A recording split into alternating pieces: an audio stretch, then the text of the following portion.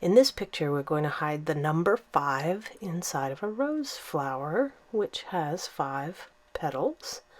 So starting with a sketch, either a light crayon or a pencil, you're going to turn the bottom of the 5 into a full circle, and then use the top part, close it in to that circle with a curved line that makes the shape of the one of the petals. And then we're going to draw 4 more petals, space them evenly around the central disc, and try to get their shape to match that first one.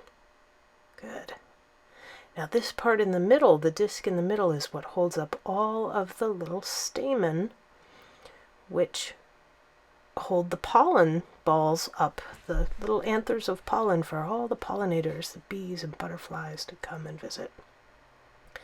And you can see all of these little stamen. Having many stamen is something that is common in the rose family. If you don't have roses in your garden, you can look at some fruit trees, maybe apples or pears, plums, even strawberry flowers. Once your petals are colored in, you can add some slightly curved lines coming out of the center to follow the curve of the petal.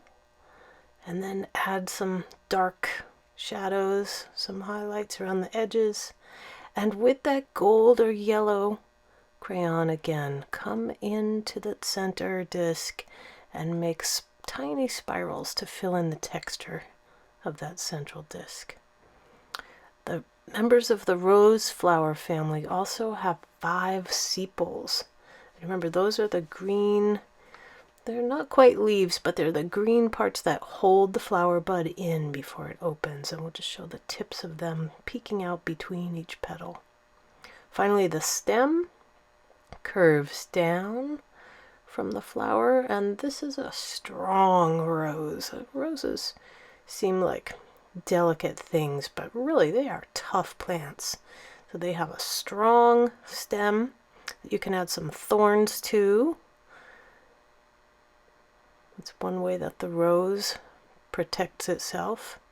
And then the leaves are another place where we're going to hide 5 again. So you're going to start with a leaf branch and draw the terminal leaf, the one that's at the end. That can be pretty big.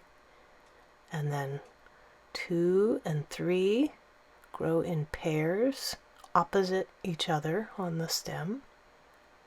And then the 4 and 5 are opposite too, and they can be quite small. Now the veins on the leaves are also opposite.